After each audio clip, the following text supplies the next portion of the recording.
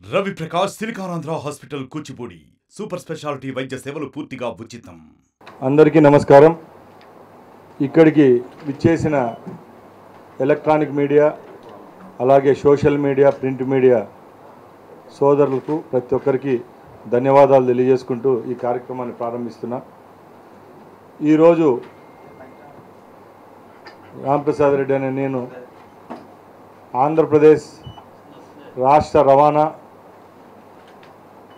అలాగే క్రీడా యువజన సర్వీసుల మంత్రిగా రాష్ట్ర సచివాలయంలో బాధ్యతలు తీసుకోవడం జరిగింది. చాలా సంతోషంగా ఉంది. మొట్టమొదటిగా మీ అందరి ముందుకు వచ్చి ఈ సమావేశాన్ని ఇక్కడ జరపడం, ముఖ్యంగా ఈ అవకాశాన్ని నాకు ఇచ్చిన మా నియోజకవర్గ ప్రజలకు అలాగే పెద్దలు ముఖ్యమంత్రి వర్యులు నారా చంద్రబాబు నాయుడు గారికి అలాగే మా యువ నాయకులు లోకేష్ బాబు గారికి మరొక్కసారి మీ తరఫున ధన్యవాదాలు తెలియజేసుకుంటున్నా. ఎందుకంటే ఈ శాఖ ఏదైతే నాకు కేటాయించారో చాలా ముఖ్యమైనది. ప్రతి ఒక్క కుటుంబానికి ఎంత మేలు చేస్తుందో మీ అందరికీ తెలుసు. ఈరోజు భద్రత అనేది చాలా ముఖ్యము. ఇంట్లో నుంచి బయట కాలు పెట్టిన బుట్టాల నుంచి మరొకసారి ఇంటికి చేరే వరకు ఏ విధమైన సమస్యలు లేకుండా మన కుటుంబీకులైతేనేం మన ఇంట్లో వారైతేనేం బంధువులైతేనేం శ్రేయోభిలాషులు గమ్యస్థానానికి చేరి ఇంటికి చేరుకునే వరకు మనం అరిచేత్తో గుండెలు పెట్టుకొని బతికే కాలం ఇది. ఈరోజు నేను ఒకటే చెప్తున్నా మీ అందరి ముందర, నాకేదైతే ఈరోజు ఈ రవాణా శాఖ కేటాయించారో ముఖ్యంగా నా ఫస్ట్ ఎజెండా అయితే ఒకటే, రాష్ట్రంలో ఎక్కడ యాక్సిడెంట్ ఫ్రీ రాష్ట్రంగా ఈ 5 సంవత్సరాలు ఆంధ్రప్రదేశ్ను తీసుకొని పోయేదానికి శాయశక్తులు లేకుండా పనిచేస్తాను. ఎందుకంటే మన కుటుంబంలో ప్రమాదవశాత్తు ఎవరినైనా కోల్పోతే ఎంత నరకం ఉంటుందో దాని బాధితుని నేను 11 సంవత్సరాలప్పుడు మా తండ్రి గారిని రోడ్డు ప్రమాదంలో కోల్పోవడం జరిగింది. మా తండ్రి గారు ఆనాడు శాసనసభ్యుడిగా ఉండడంతో ఈ ప్రమాదం జరగడంతో కూడా ఆయన చనిపోవడం జరిగింది. ఆ బాధ ఏదో నాకు తెలుసు కాబట్టి తప్పకుండా మనసా వాచ ప్రమాదాల నివారణకు ఏ కుటుంబానికి మాకు దక్కిన ఆ దుఃఖాన్ని దక్కకుండా నివారించేదానికి రాష్ట్ర ప్రభుత్వం ద్వారా అలాగే రవాణా శాఖ ద్వారా ఏ విధమైన చర్యలు చేపడితే ప్రమాదాలు నివారించవచ్చో ఆ విధంగా చేసేదానికి నేను సిద్ధంగా ఉన్నా. అలాగే సోదరులారా, మీ అందరికీ తెలుసు ఈరోజు పేదవాడికి ఏదైనా ఒక అవకాశం కల్పిస్తే వాళ్ళ కళ్ళల్లో వచ్చే ఆనందం మీరందరూ చూస్తూ ఉంటారు. అలాంటి పథకమే ఈరోజు ఈ రాష్ట్రంలో తెలుగుదేశం పార్టీ మా ప్రభుత్వం మహిళల కోసం చేపడుతుంది. మేము ఎన్నికల్లో ముందు చెప్పిన విధంగానే ఆంధ్రప్రదేశ్లో శ్రీ మహిళామూర్తులందరికీ ఏపీఎస్ఆర్టీసీ ద్వారా ఉచిత ప్రయాణాన్ని అందించే పథకాన్ని అతి త్వరలో ముందుకు తీసుకొస్తున్నాం. ఆ పథకం ద్వారా మహిళామూర్తుల కళ్ళల్లో ఆనందాన్ని చూసేదానికే మా ప్రభుత్వం ఆ రోజు మేనిఫెస్టోలో కూడా ఈ పథకాన్ని పెట్టడం జరిగింది. నేను ముందే చెప్పాను మీకు, ఈ రాష్ట్రంలో దాన్ని ప్రవేశపెట్టే ముందు మన పొరుగు రాష్ట్రాలైన తెలంగాణ అయితేనేం కర్ణాటకలో అయితేనేం ఇది ఇంప్లిమెంటేషన్ జరుగుతూ ఉంది. అక్కడ ఏమైనా పొరపాట్లు జరుగుతూ ఉంటే అవన్నీ మేము ఒక్కసారి సమీక్షించుకొని మన రాష్ట్రంలో చేపట్టే రోజుకి 100% ట్రాన్స్పరెన్సీతో ఏ విధమైన సమస్యలు లేకుండా ఎవరికి కష్టం లేకుండా ఈ ప్రోగ్రామ్ని ఇక్కడ ఇంప్లిమెంట్ చేసే విధంగా ఈ రాష్ట్ర ప్రభుత్వం అలాగే రవాణా శాఖ ఏపీఎస్ఆర్టీసీ చర్యలు తీసుకుంటుందని మీ ముందర గర్వంగా చెప్తున్నా. ఇంకోటి మీ దృష్టికి తీసుకొని వస్తున్నా, ఈరోజు రాష్ట్రానికి దేశానికైతేనే ప్రపంచానికి క్రీడలు ఎంత అవసరమో మీ అందరికీ తెలుసు. క్రీడాపరంగా భారతదేశం ఎంత వెనుకంజలో ఉందో మీకు తెలుసు.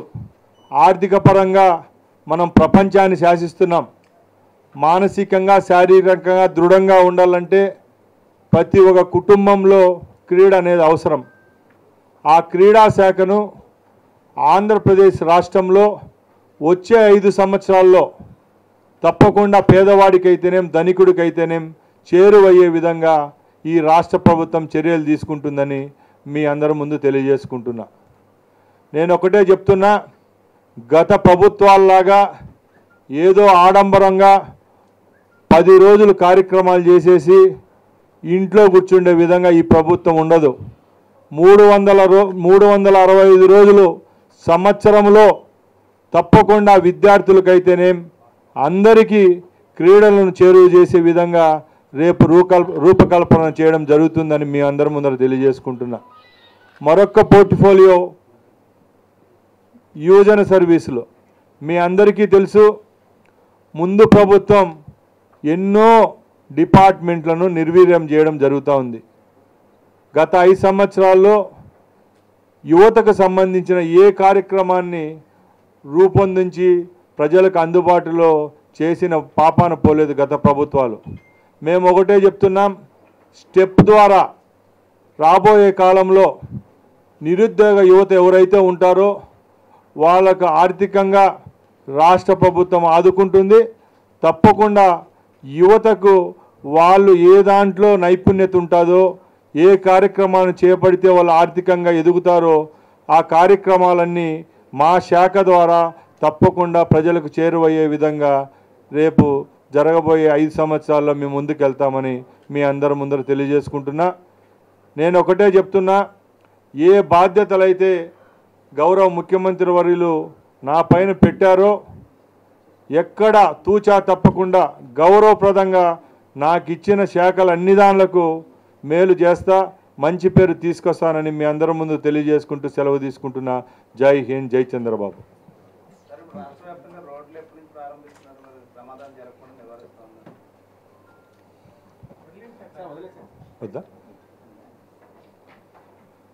నేను ఒకటే చెప్తున్నానండి, గత 5 సంవత్సరాల్లో ఎక్కడ ఏ రోడ్డుకు పిడికడి మట్టి వేసిన పాపాన జగన్మోహన్ రెడ్డి ప్రభుత్వం పోలేదు.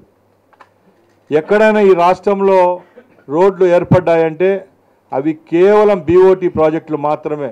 టోల్ గేట్లు, టోల్ ట్యాక్సులు కట్టే రోడ్డు తప్పక గ్రామీణ రోడ్ల విషయానికి వస్తే చాలా అధ్వానంగా ఉన్నాయి. గత 5 సంవత్సరాల్లో కూడా కేంద్ర నిధులతో వచ్చిన రోడ్లే తప్పక రాష్ట్రానికి వచ్చిన నిధులను కూడా వేరే పథకాలకు మళ్ళించిన ఘనత ఎవరికైనా ఉందంటే గత వైసీపీ ప్రభుత్వాందే. మేము ఒకటే చెప్తున్నాం, ముఖ్యంగా రోడ్లు బాగుంటేనే ప్రమాదాలు జరగవు. అలాంటి రోడ్లే బాగలేనప్పుడు ఎక్కడ చూసినా ప్రమాదాలు జరుగుతూ ఉంటాయి. కాబట్టి ఈ ప్రభుత్వం కొత్తగా ఏర్పడింది, రాబోయే 1-2 నెలల్లోనే సమీక్షించుకొని ఎక్కడైతే జాగ్రత్తలు తీసుకుంటే రాష్ట్రంలో హైవేస్ అయితేనేం, గ్రామీణ రోడ్లు అయితేనేం, స్టేట్ హైవేస్ అయితేనేం అన్ని దగ్గర రహదారి ప్రమాణాలు పాటించే విధంగా చర్యలు తీసుకుంటాం. ప్రమాదాల నివారణకు తప్పకుండా ముందుకెళ్తాం.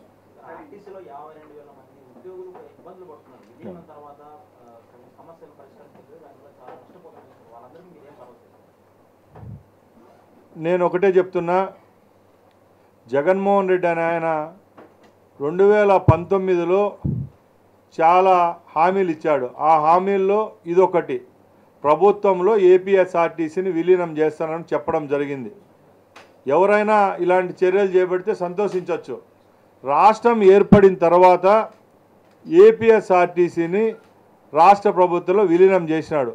అది కూడా ఎలాగ చేసినాడంటే ఒక హాఫ్ బాయిల్డ్ ఎగ్ అకట్ అయిపోయింది ఈరోజు ఏపీఎస్ఆర్టీసీ పరిస్థితి.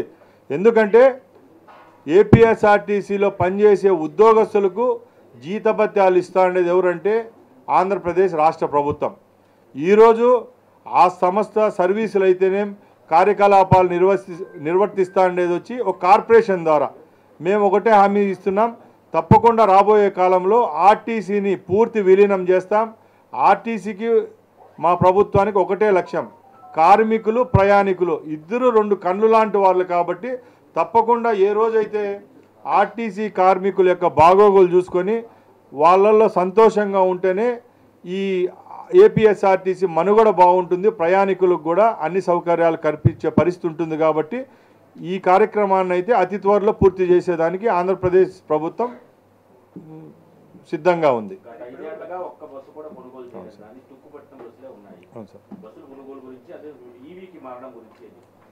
ఏందండి సెకండ్ ఈ రాష్ట్రంలో గత 5 సంవత్సరాల నుంచి సంక్షేమం అనే పేరు తప్పక అభివృద్ధి అనే పేరును పక్కన పెట్టేసినాడు జగన్మోహన్ రెడ్డి. ముఖ్యంగా ఆర్టీసీ విషయానికి వస్తే మీరు చెప్పిన విధంగానే ఎక్కడ బస్సు కొనే పరిస్థితి లేదు, కానీ బస్సులు రిపేర్ చేసే పరిస్థితులు లేని ప్రభుత్వం ఏదైనా ఉందంటే గత 5 సంవత్సరాల నుంచి ఉన్న జగన్మోహన్ రెడ్డి ప్రభుత్వమే. ఎందుకంటే రాష్ట్రంలో ఉన్న అన్ని డిపోల్లో బస్సులన్నీ స్క్రాప్ అయ్యి ఎక్కడ బ్రేక్ ఫెయిల్ అయ్యి యాక్సిడెంట్లు చేస్తూ ఉన్నా కూడా మరమ్మతులు నోచుకోని పరిస్థితి ఉంది. అలాగే కొత్త బస్సులు దాని స్థానాల్లో తెచ్చే పరిస్థితి కూడా లేదు. అక్కడక్కడ టెండర్ల ద్వారా హైర్ బస్సులు పెట్టుకోవడం జరిగింది, కానీ కొత్త బస్సులు కొనలేదు.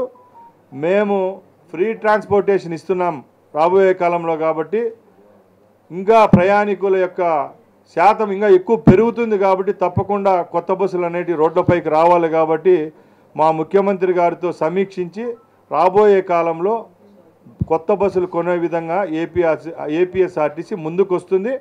అలాగే ఎలక్ట్రికల్ బస్సు విషయానికి వస్తే మీరు అందరూ చూశారు, కొన్ని సర్వీసులు కొన్ని రూట్లలో అయితే బాగా సక్సెస్ అయినాయి. ముఖ్యంగా తిరుపతి, తిరుమల, పీలేరు, మదనపల్లి ఈ రూట్లలో ముందు ప్రభుత్వం కూడా నడుపుతూ ఉంది.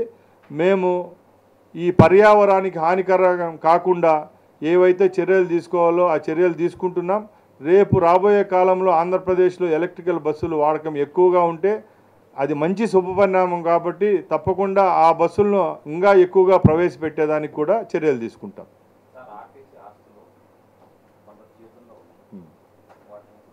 గుడ్ క్వశ్చన్ అండి.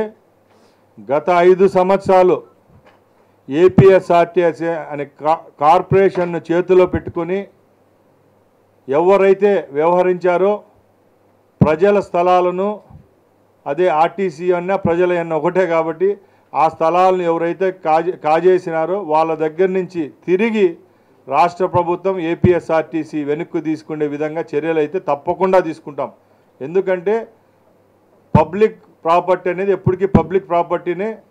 ఎక్కడెక్కడైతే వందలాది కోట్ల విలువ చేసే ఏపీఎస్ఆర్టీసీ భూములను బీఓటీలు అని చెప్పి తక్కువ డబ్బు కట్టి వందల కోట్ల ఆస్తులు లీజుకు తీసుకున్న వారు ఎవరైతే ఉన్నారో ఆ కార్యక్రమాలను కూడా చేపట్టకుండా ఆస్తులను అట్లే వాళ్ళ పేరుతో పెట్టుకొని ఉన్నారో అవన్నీ రద్దు చేసే విధంగా ఈ ప్రభుత్వం తప్పకుండా చర్యలు తీసుకుంటుంది.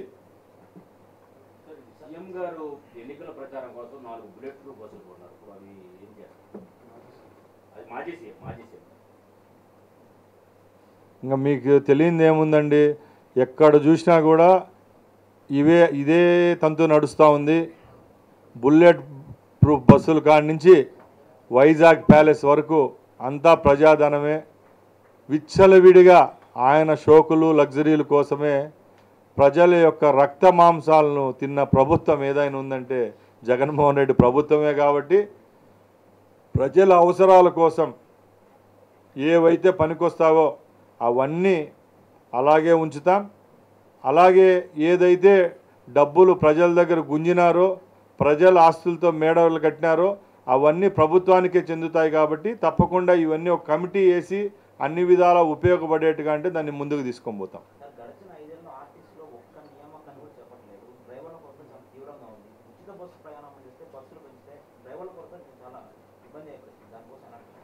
నేను ముందే చెప్పిన విధంగా రేపు ఫ్రీ బస్సు మహిళలకు కల్పిస్తే తప్పకుండా ప్రయాణికుల శాతం అయితే పెరుగుతారు. ఎందుకంటే ఉచితం ఆ సిస్టాన్ని ప్రవేశపెట్టిన తర్వాత ఆటోమేటిక్గా పెరుగుతారు. కాబట్టి నేను ముందు చెప్పిన విధంగా ఇది 100% సక్సెస్ కావాలనుకున్నప్పుడు బస్సులు పెరగాలి, అలాగే స్టాఫ్ పెరగాలి. కాబట్టి ఇప్పుడు పక్కల రాష్ట్రాల్లో ఉన్న విధంగా అక్కడ కూడా మేము ఈ వారం 10 రోజుల్లో సమీక్షలు చేసుకుంటాం. ఆ రోజు అది కార్యక్రమాన్ని రోడ్డుపైకి తీసుకొచ్చే రోజుకు ఇవన్నీ నియామకాలు కూడా చేసే విధంగా అయితే తగిన చర్యలు అయితే ఉంటాయి.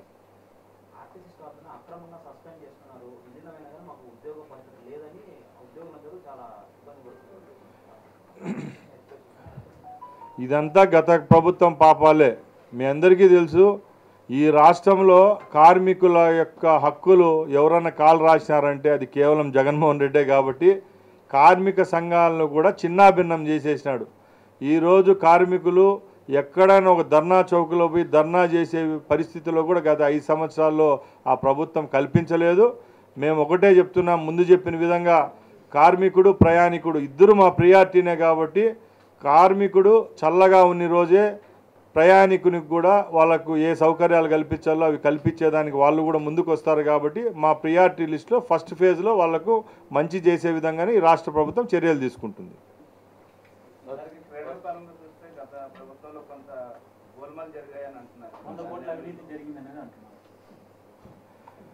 100% అండి. నన్ను ఎవరో మీడియా మిత్రులు అడిగినారు 100 కోట్లు అంటే చూపిస్తారని.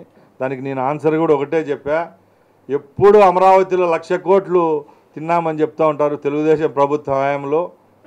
ఆ 1,00,000 కోట్లు వాళ్ళు చూపించేదానికి సిద్ధంగా ఉండాలా. అలాగే ఆడుదాం ఆంధ్ర అని చెప్పి ఒక పనికిమాలిన ప్రోగ్రాం తీసుకొని వచ్చి జగన్మోహన్ రెడ్డి 5 సంవత్సరాల ఎండింగ్లో ఆ పాపాన్ని కూడా మూటను కట్టుకున్నాడు. నేను ముందు చెప్పిన విధంగా క్రీడా శాఖ మంత్రిగా ఒకటే చెప్తున్నా, ఎవరైతే ప్రజల సొత్తు పందుకొక్కులు తిన్నారో వాళ్ళందరినీ రోడ్డుపైకి తెచ్చి తగలబెట్టే విధంగా ఈ ప్రభుత్వం అయితే చర్యలు తీసుకుంటుంది. ఎందుకంటే ఈరోజు గ్రామీణ ప్రాంతాల్లో 3,000 రూపాయలు పెట్టి క్రికెట్ కిట్ కొనే స్థితిలో లేడు పేద క్రీడాకారులు. అలాంటి వారి డబ్బులు కాజేసిన గత ప్రభుత్వాన్ని అయితే వదిలే పరిస్థితి అయితే లేదు. తప్పకుండా దీని మీద ఎంక్వైరీలు జరుగుతూ ఉన్నాయి. దోషులుగా తేలితే మాత్రం ఎవరైనా వదిలే పరిస్థితే లేదు. తప్పకుండా ఊచలు లెక్కించే పరిస్థితి అయితే వాళ్ళకు వస్తుంది.